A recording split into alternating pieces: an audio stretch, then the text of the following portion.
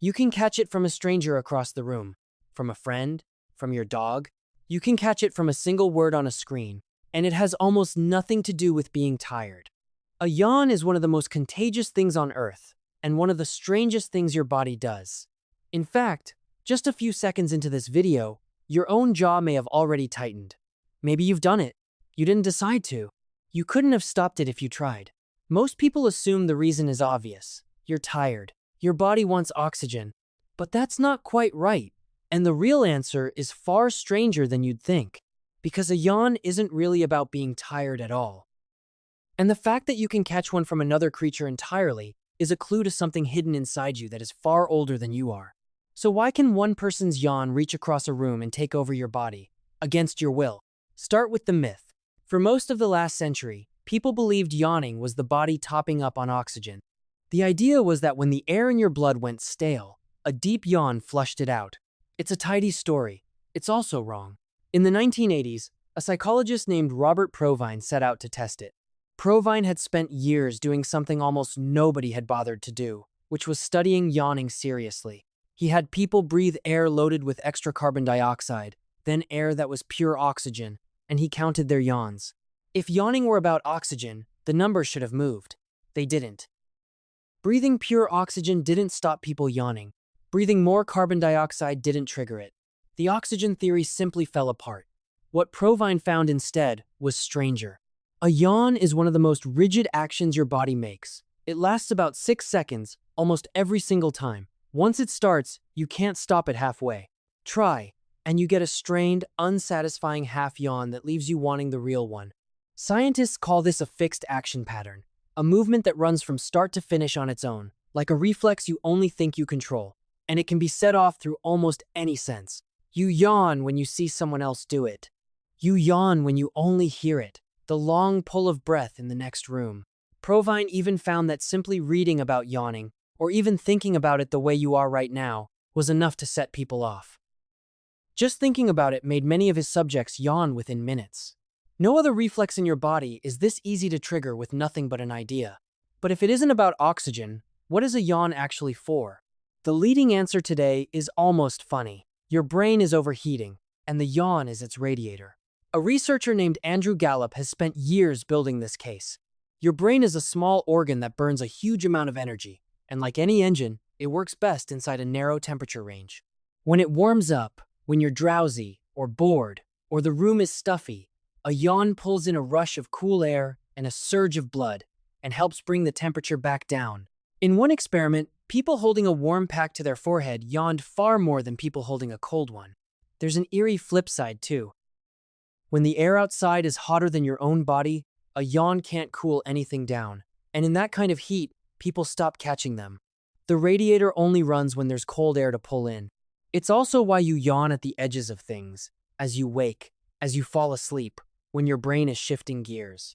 Olympic athletes yawn right before they compete. Not because they're tired, but because their brains are about to be pushed hard, and they're cooling the engine first. But here's the thing, that explains why you yawn. It does nothing to explain why you catch it. Because contagious yawning is a different phenomenon entirely. And the deeper scientists looked, the more it pointed away from your own body and toward everyone around you.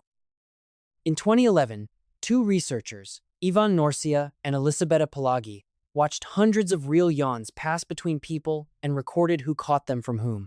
The pattern was unmistakable. You are most likely to catch a yawn from the people you are closest to.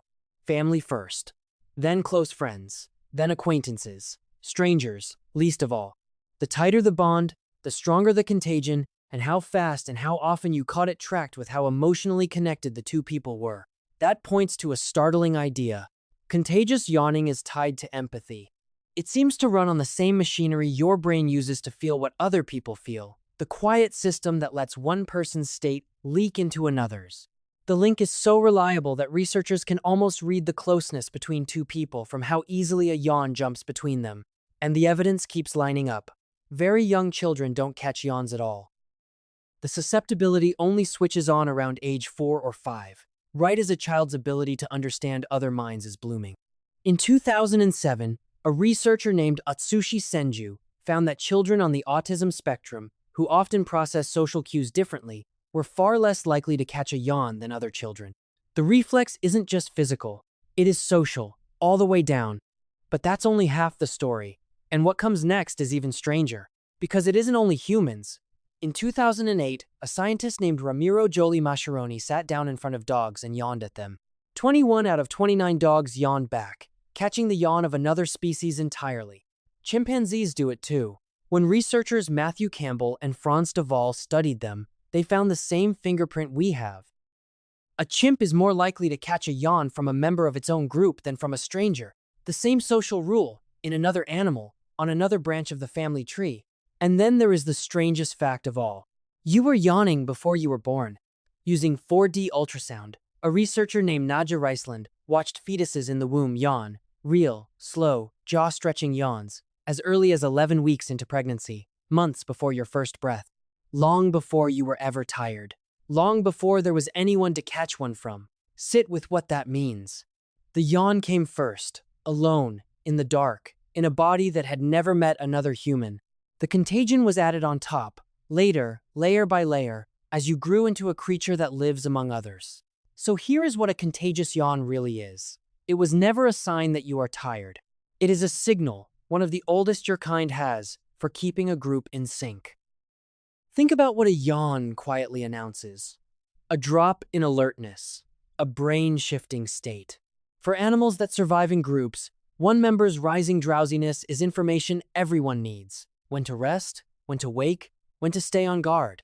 Picture a band of early humans asleep around the last orange embers of a fire.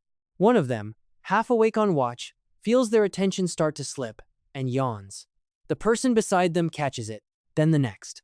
In the dark, without a single word, the whole group's bodies are trading the same message, sliding toward rest or pulling back toward alertness in step with each other. The ones who stayed in sync, who slept together and woke together and kept watch together, were the ones who lived to have children.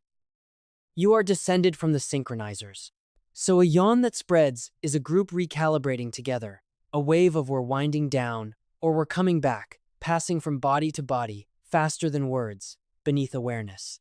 You don't catch a yawn because something is wrong with you. You catch it because, for millions of years, your ancestors survived by staying tuned to one another, and your body still does it, automatically, every single day. Which is why you can't fight it. That helpless little reflex, the one that hijacks your jaw when a stranger across the room opens their mouth, is a thread running back through every group of humans that ever huddled together, back past language, back past our species itself, all the way to the dark before you were born. A yawn feels like the most private, sleepy, meaningless thing your body does. It is the opposite. Every time one catches you, it is quiet proof that you were never quite as separate from the people around you as you feel. That some part of you is still listening to them, still falling into rhythm with them, whether you want it to or not. And somewhere in the last few minutes, the truth is, this probably made you do it too.